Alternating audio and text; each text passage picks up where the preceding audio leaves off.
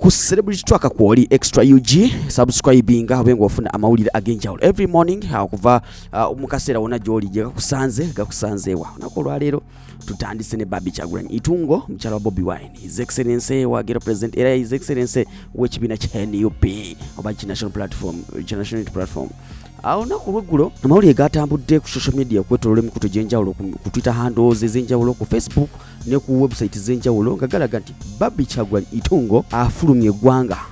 kino kidiridde oluvannyuma lwa amawulire okubanga gatambula ku social media ngagalaga nti Barbie Kyagulanyi afulumye Gwanga agenze mu United States of America okusanga abaana be yasindika wakati obwezi gumu oguyise Barbie Kyagulanyi naye ekiriwo kiri nti amawulire ago gowulira gabadde kasasanya ku social media genjawulo mafunyo ddala era gabwewusa gakugezako kugula abantu ba national platform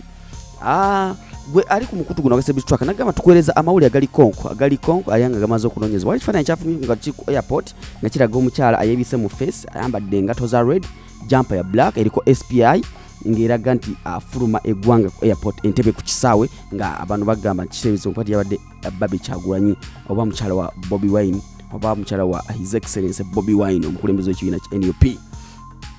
Barbie itungo Kyagulanyi mukyala Bobi Wine bagamba nti yayirinye ennyonyi bagita Kata Airways ku kisaawe Entebbe Entebbe egenda negenda mu Doha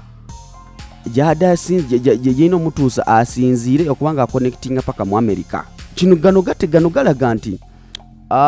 oluvannyuma lw'omwezi gumu oguyise Kyagulanyi ne mukyalo basindika abaana baabwe Texas mu America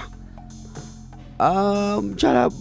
Barbie Kyagulanyi mukyala wa Bobi olunaku lweggulo kitegeezebwa nti yadde avudde mu ggwanga naye nga agamawulire nga bwentusoose kugamba nti wali mu kusookera ddala nti agamawulire mafunyo ddala bwe fufuluddu si matuufu ddala kino ekifaananyi kyafunye ku social media nga kiraga omukyala ayambadde enkofiira ku mutwe ataddeko masiki ayambadde jampa oba esweta eriko SPI ayambadde engato emyufu ng'alinga afuluma ekisaawe Entebbe agamawulire gagezako kugula abantu ab'ekibiina kya NUP naye ng'ekitegeeza nti Barbie ali mu ggwanga era mwali mu ngabole bifaananyi ebyo ali mu ggwanga ne Bobi Wine mwe bali mu ggwanga talina gye yalaze amawulire ago ga bulimba ddala